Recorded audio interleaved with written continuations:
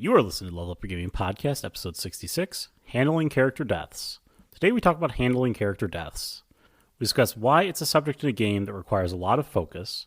We also discuss ways to make the death meaningful or how to avoid it altogether. If you'd like to participate in the discussion or leave us feedback, you can contact us at levelupyourgamingpodcast@gmail.com or find us on Facebook at facebook.com/levelupyourgaming. If you like the content and want to hear more of the show, subscribe and we'll ensure you don't miss an episode. New episodes come out almost every Wednesday.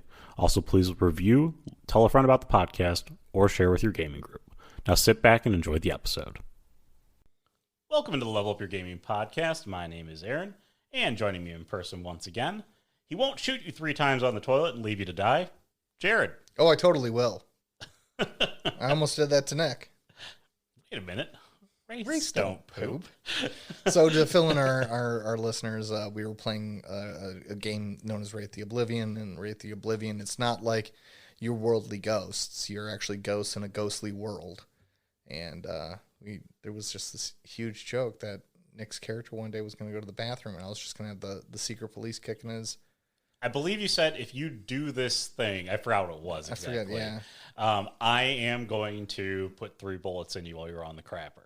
And because like Nick's character just like managed to escape everything. It was nuts. And so yeah, pretty much we just saw him sitting on the crapper reading a paper, and as he turns a page, he just looks up and goes, "Wait a second, wraiths don't poop." And that's when the secret police comes in and gives him 3. You know, kicks in the door and kicks in the door and bang bang bang. So yes, yeah, wraiths don't poop. They don't. But I would have forced him in that situation just to take him out. You, I mean, it does kind of segue us into the topic at hand. It actually, I think, I do have a question that I want to ask you about the topic later on, but we'll talk about it first. It actually follows along with the Wraith game. I think you know what I'm going to end up talking about here. But yeah, the Wraith game and Ken specifically. Oh, God. Really? We're going to talk about that? Yes. The reason why is because I believe, again, so the subject at hand is, now we're just kind of, we know what the subject is and we're keeping you in suspense. The subject is how to handle character deaths or handling character deaths in general. And ironically, now that I look back at Ken's player death, I didn't handle that as I would now. No, which is actually very interesting because how you handled it back then was actually quite poor. Very poor. It was actually a big slap in the face. I can understand why he was upset by it now. Totes. Like, I get it now. Like, totally get it. But, I mean, come on. But, again, experience and age.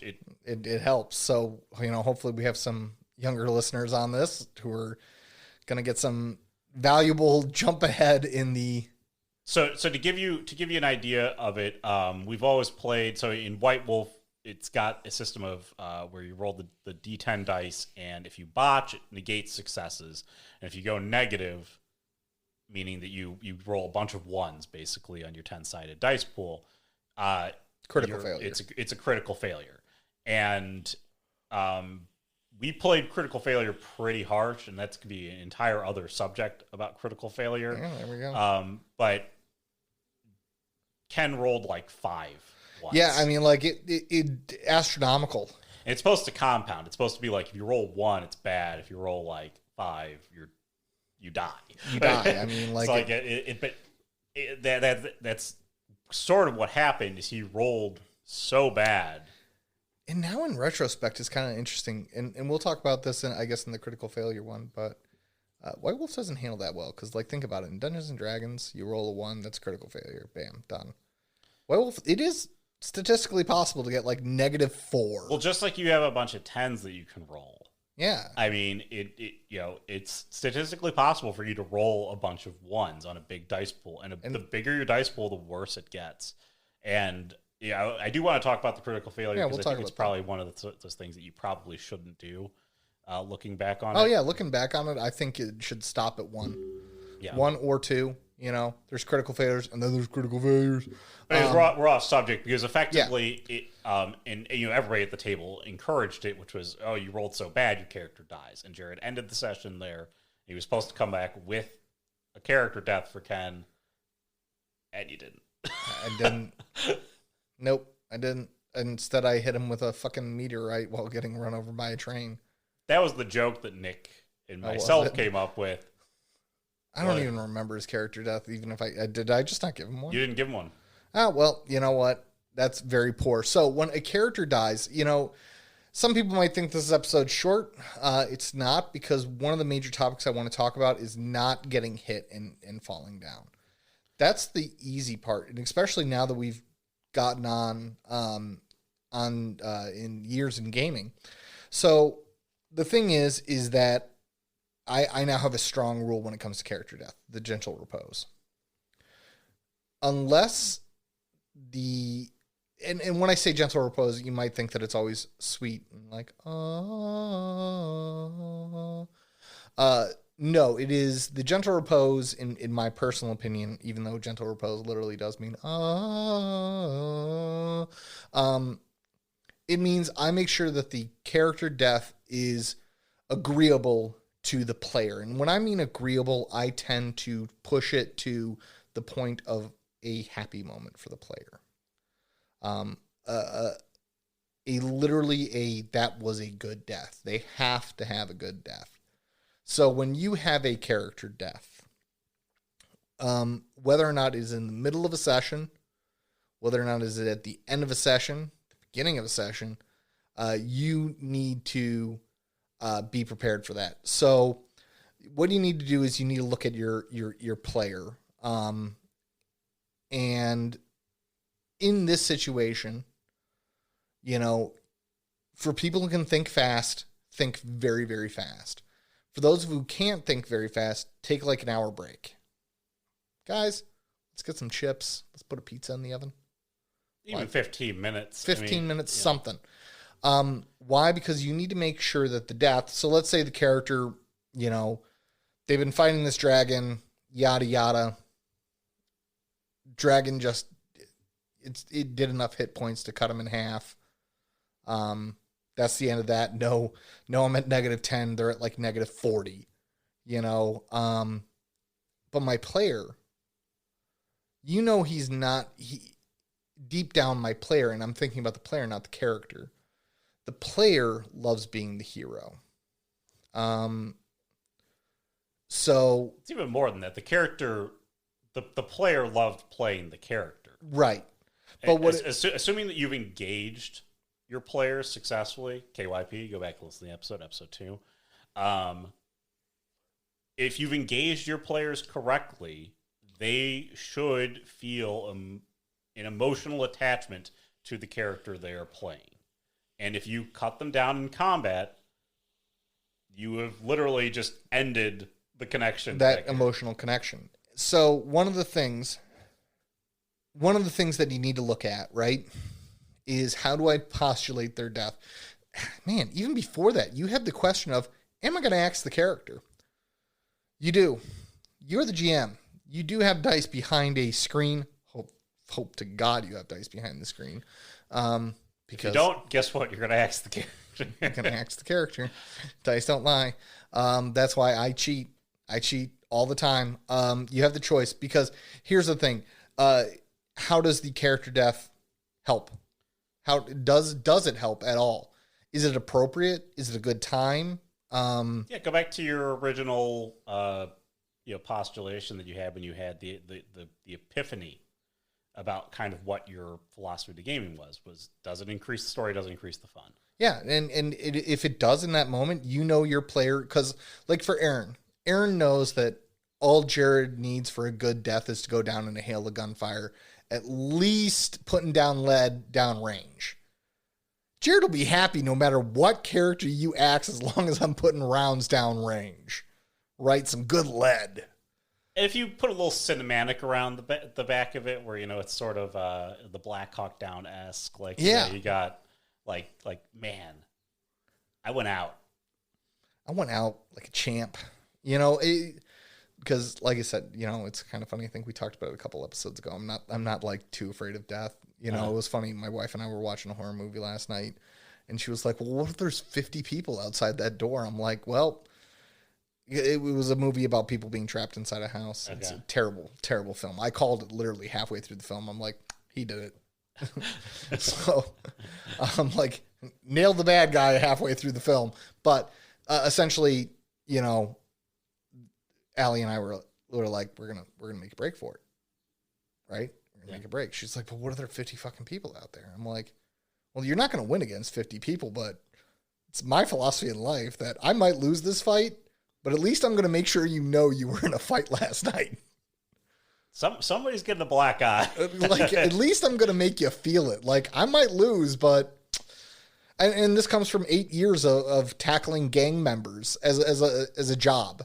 Like, I have gone up against kids who've literally made weapons very quickly and been required to tackle them. You know, I'm like, this is gonna freaking hurt, but here we go. You know, and it's probably that stupidity that will get me killed one day.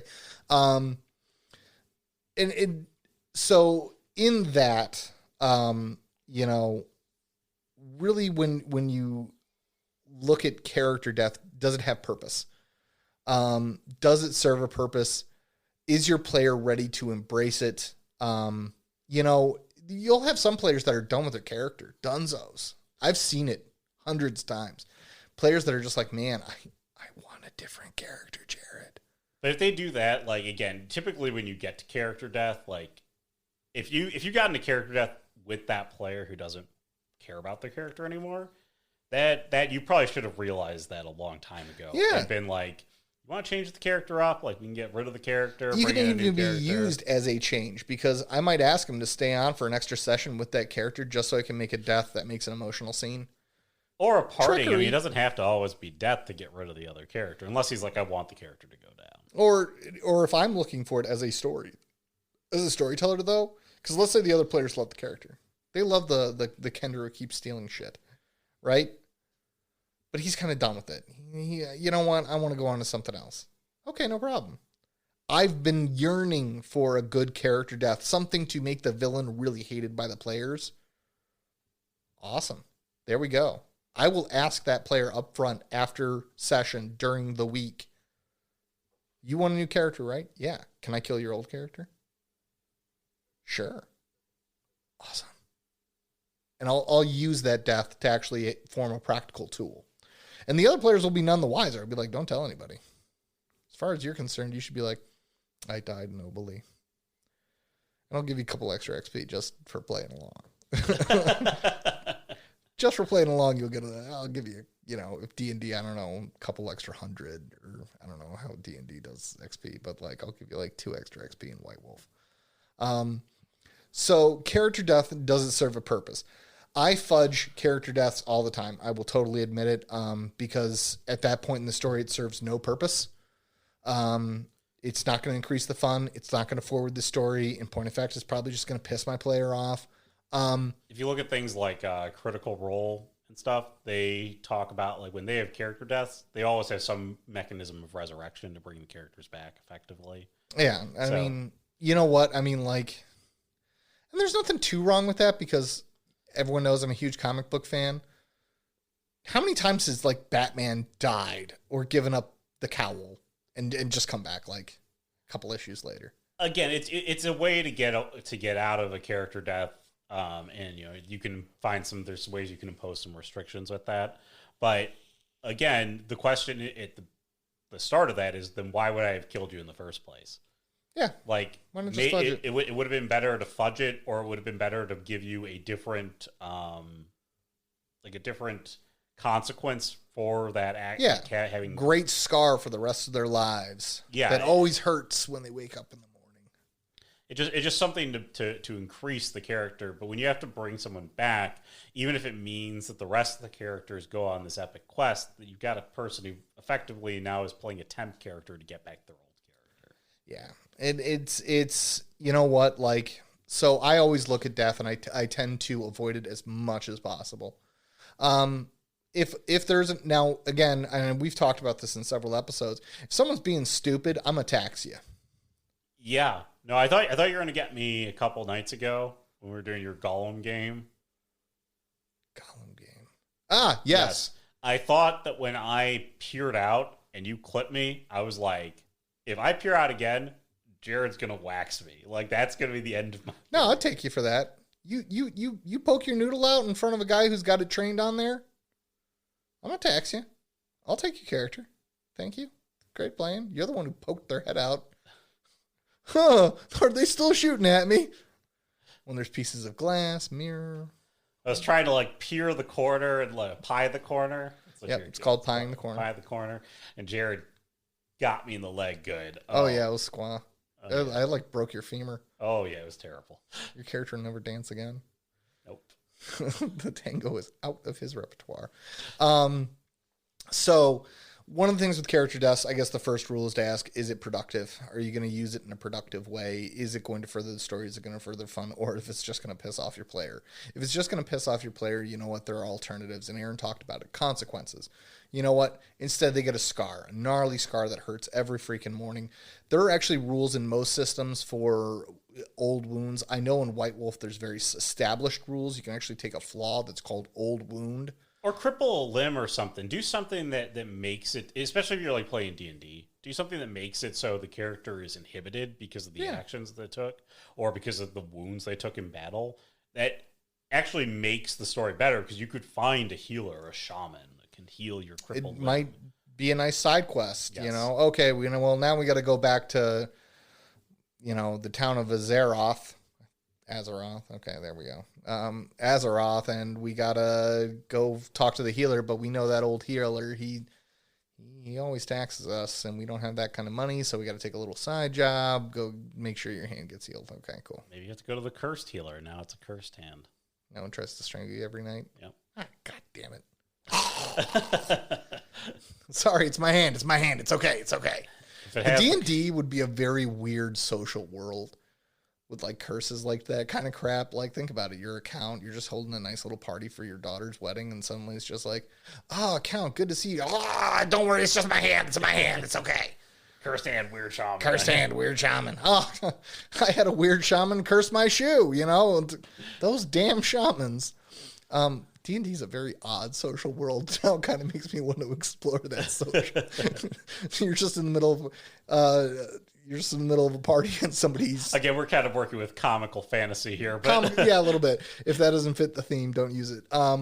So back to when you do decide to pull the trigger on a character. When you do decide to pull the trigger on the character, it is my advisement that you give them gentle repose. It is my highly advisement that you treat the character death in the desires of the player and with respect to the character. Okay, so if you are deciding to do it in a combat situation, trust me, have that person, when they get clipped, it's not just they get clipped and they fall in half. Let's go back to our wizard who gets cut in half, right? Even if your player is amicable to that, they got to kill the dragon. It's been killing the whole party. It's been kicking their ass. The treasure's give one last turn. Give them that one last turn, and when they're like, "Can I use all of my mana? I'm going to die anyway," and create a massive fireball. Yes, and make sure that fireball hits and incinerates the whole freaking lizard. Okay, make wishes happen. It's Make-A-Wish Foundation, okay? Little Timmy is going to die today. You're gonna die, and you know what? You might be like, no, I follow the game statistical rules. Trust me, your player's going to be unsatisfied with that. We're talking about players here. Again, I'm not saying all players would be unsatisfied with that. I think a lot would be. Because some players play for the experience of fighting and stuff. I mean, we got a comment on one of the YouTube videos. Somebody commented on YouTube? Yeah. So they commented on the YouTube video about how... Did they smack that bell? But they commented and basically said, not all people are playing for story. They're playing just sometimes to fight things. And I understand that. I get that. I get it. And if that's the group that you have, then you should have zero fear of smacking your players around, because that's the experience they're looking for. Again, KYP, episode 2, very important. Because, but if you do have players that are invested in the story, invested in the emotion, invested in the character and the growth of their character, go the route that Jared's talking. Yeah, when you get cut down in half, it's not that you just got cut down in half. Let him light up. Find the pure essence of mana, and call hell upon the dragon. Exactly. Let him do that. But you're right. Not all players are playing for deep story. And if you have a group that is just like, we get together and we kill dragons on Friday nights because that's how we blow off steam and we laugh the whole time. When this people is get level killed, up your laugh. gaming. So the goal here is to get your players to level up to the point where they care more about the story and less about the just blowing off steam. Because hey, you can play Call of Duty, you can play Destiny. That's how I blow off steam. You can go play, and name your favorite role playing game on. Yeah. I mean, this is about leveling up. So the Gentle Repose, give them that last Make-A-Wish, and trust me, you will get something out of it. You're going to have a happy player at the end. You're not going to have somebody who's like, well, you killed my character, you're going to get somebody who's like, oh, well, blah, blah, blah. Funeral scenes. Funeral scenes happen for me because typically if they're like, we just leave the body in the dungeon, that's just cruel from the other players. Like, we just left your twained body in the dungeon.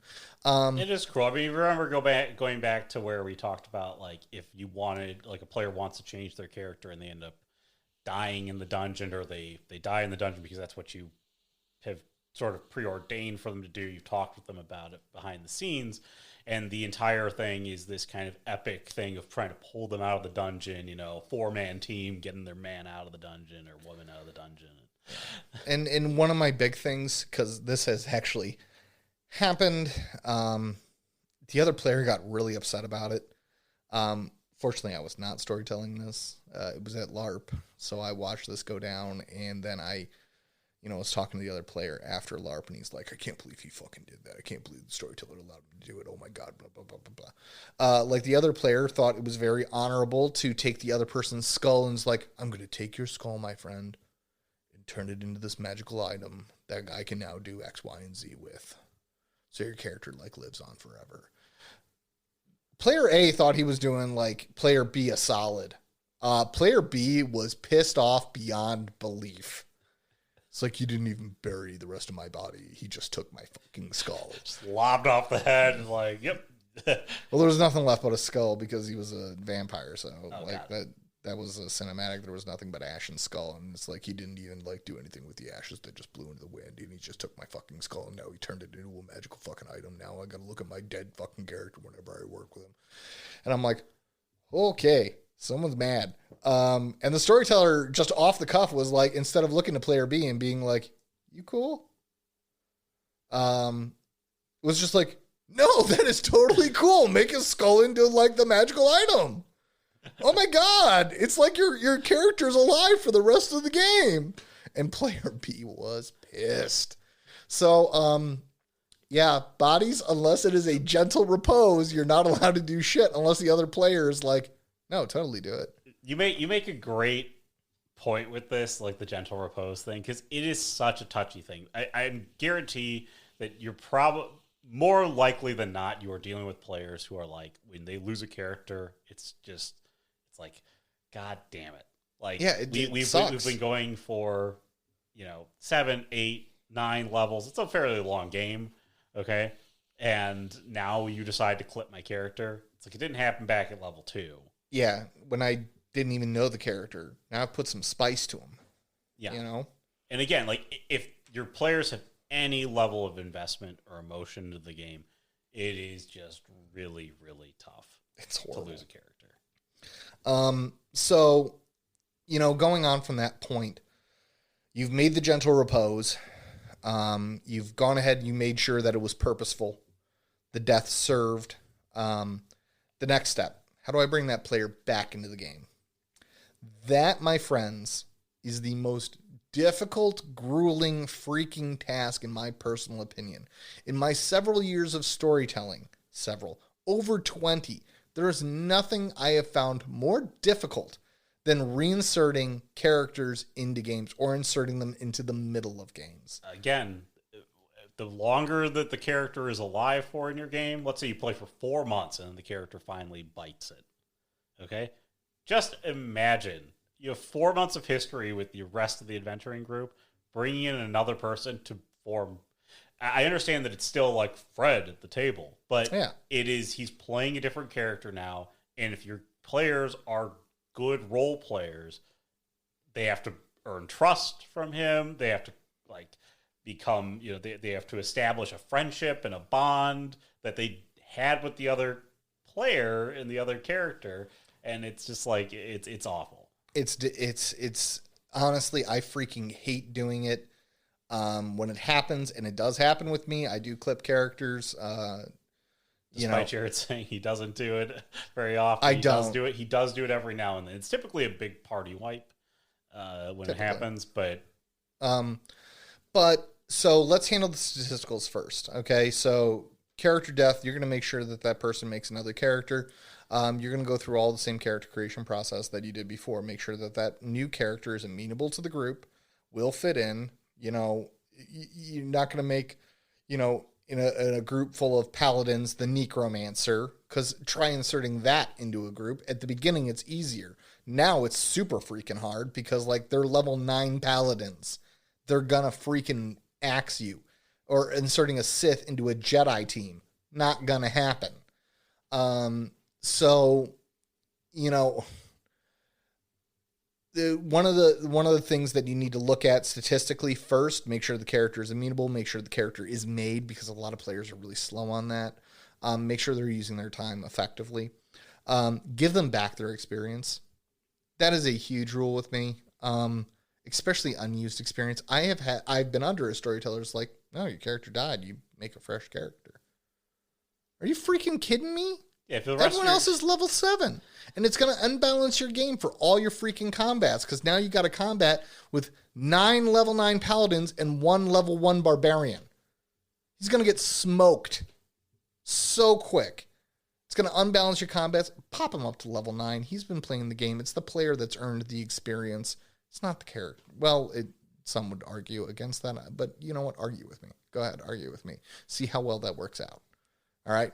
But I'm getting feisty. Oh, you are getting feisty. See how well that works out. Someone had Wheaties this morning. I told you, I woke up from my nap grumpy. Oh, you did. I woke up so grumpy. The cat isn't here to bully right now. No, I can't bully my cat. I can't, boop her on the head until she attacks me. I bully my cat when I'm grumpy. Not like I don't abuse her. He plays with her. I annoy her until she attacks me. Give them back their experience, pop them up to the same level as the rest of the players, because then you're making sure that you've still got maintained in-game balance. For White Wolf, it's a little bit more difficult because they really don't have levels. So I hope you're keeping track of your experience throughout. You're like, we're like 8 sessions in. Everyone gets about 3 experience per session, so 24. If you don't remember the exact, now you'll have some people, namely our friend Brian, who never spends experience ever. Which is insane, because he's got so much that he could roll over. I mean, if we ever played a mage game again, he could be like Archmage. Night 1. There we go. Hey, guys, you know what? I'm just going to spend all my experience. Because literally, I will tell you this, and, some people may disagree. Really, I have let my players transfer experience from other games over nowadays. It's a thing that I started doing. I really like it. I found it to naturally, because the players have earned that, and I feel like dropping it back down to 0, unless my intent is to drop it back down to 0. In White Wolf, it's a little bit different because it doesn't directly impact your character's starting level. Yeah. So it's a little bit different in that regard to D&D. But I think it's always nice to have it to augment and supplement what you've done in a previous game into creating your new character. Just think on it. It's a tool that you can put in the toolbox. This time I don't need the crowbar. I'm going to use the hacksaw instead. So bringing them back in. So first off, what you need to do is establish how are they going to meet the group. Okay. There has to be, you're going to go right back to the gathering episode. The moment of they get together, is there, and I don't want to use bar fights because I hate freaking bar fights. Not as a player. As a player, I freaking love bar fights. As a storyteller, as a fine crafter of stories. Again, the bar fight it's just not a great fight to do. A fight is not bad, but the bar fight is so contrived and so it is. It's overused. But I mean, like as a player, I have to admit, I freaking love them every time we do them. they're great. They're a lot of fun. You play some raucous music to go along. I mean, you just go, you know, my last character was like a complete non-combat, but for some odd reason, I was just on fire with my rolls. And you get some really good description in there with everything that kind of goes on. It's like punches are swinging, drunks are missing, and it's just fun. My character's biting people's ankles. It was okay, but you need the polarizing moment, that moment where the team is furnished together. A lot of different ways to do this. They have some information. They're a local guide. For Star Trek, it's easier. If you're in some sort of I don't want to say militaristic organization, some sort of peacekeeping organization, because that's really what Starfleet is. They're assigned to the team. If you have a boss, they're assigned to the team. That's probably the easiest, but the crappy thing is about bosses, go back to, I think, a couple episodes ago and you'll find my kind of disdain for bosses. But if you've got your ragtag group of adventurers, one of the things that I will definitely use is behind the scenes sort of, working with the team. Be like, our engineer just died. I will work, let's take Firefly for an example, of Firefly-ish, or, a sci-fi based game in the stars. Really what we've lost our main engineer. We need to hire a new main engineer. I will work with whoever's playing the captain, the pilot, whatever. And, well, we need to hire one. You have to have one. You need to have an engineer, especially if your space voyages are like 8 months. Something goes wrong. You need somebody to fix that something went wrong. Go ahead and simple hiring process. I sometimes find that just quick. Sometimes the efficiency is in the speed in which I get them back into the game. Simplest method, Occam's razor. They're hired on, but that only works with certain groupings. For you as a for anyone who's D&D, it's a lot harder because you're a group of mercenaries. You don't have to have a healer. There's plenty of D&D parties that don't have healers. They tend to die quickly, but so whatever your player does end up making, make sure that your next story, whatever you're going to do, has an opening for that position to be of use. Our wizard got scrapped. We are going into an area defined of sickness and disease, and I will hand player backstory to a player so they can become like the local expert who's showing them around, and that builds trust within that small story and kind of brings the team together. But go back to the gathering and kind of make some modifications. That's really what I would recommend, because it's very, very difficult to do. And even the Session 0 episode can be helpful. Yeah, the Session 0. There you go. But don't be hesitant to make your other players a part of this process. I think that's where a lot of storytellers go wrong, is that they're like, I'm not going to tell the other group how I'm going to bring the other player in. Like, no, let them know. Like, hey, lean on your other players to help fill in the gaps. You're not the only one who has to do anything at the table. So, like, again, as we talked about it with the Session 0 episode, just like we have people who are, in the Session 0 episode, we talk about having, your players formulate how they come together, have them figure out how they want to bring the other player in. It takes a lot of burden off your shoulders. It does. And it makes it a lot better for them, because then they feel like they have connection with the character already, because they've come up with a reason to have connection with it, instead of you just trying to guess what is going to be the correct connection to be able to put player A, B, C, and D together. And you do have some responsibility in this. You got to make sure that the new character is part of the group. But yeah, it's really that's character death for me is such a sensitive topic. It's really person by person. It's very case by case. It takes a lot of fast moving, and that's why I'm very strongly advocating for fudging. Make sure or that tick again, that box first. Move your monster to attack someone else. Do you need to go after the wizard because the wizard's the easiest one to kill, or maybe the dragon isn't playing so tactfully, right? So like again, you get to be able to. There's ways to fudge things without fudging things. Yeah, there's absolute ways. Also, don't forget, there's options instead of death, consequence. They don't need to know you rolled so much damage that it went 40 over.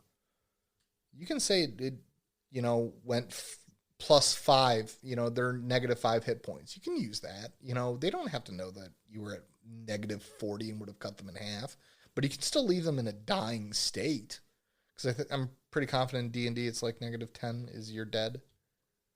In the new D&D 5e, as long as you don't go over half your hit points, you can go into like the death savings throws effectively. It depends on how like high, low fantasy you want to play the game or how much you've homebrewed. But if you're playing by the rules, I believe it's more than half your hit points. Okay, so with death, my big takeaway from this is does it have meaning? Are you prepared to make a purposeful exit for that person? If you don't make that purposeful, if you don't make it good, trust me, feelings might get hurt. And it sucks because like we've talked, like Aaron said, we're aiming for that emotional connection between players and their characters, and if you don't respect it, you've betrayed that to an extent. You have to respect the death, no matter even if Aaron had pied that circle one more time, and all you just heard me say, like, I'll tax you for that. I'll take your cranium.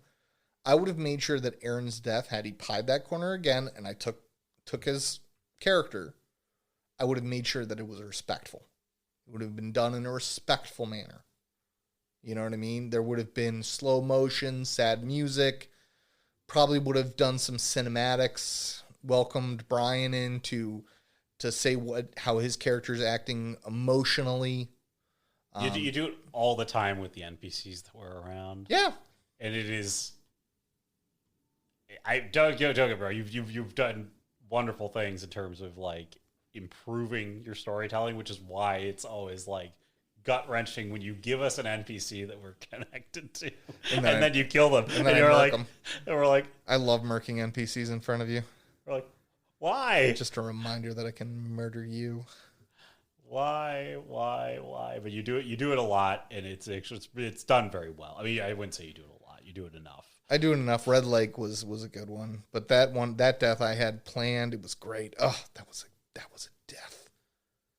But again, had it been in one of the characters, it would have been just as meaningful and just as poignant. Yeah, and just remember, ladies and gentlemen, as you listen to this, when people die, people get emotional.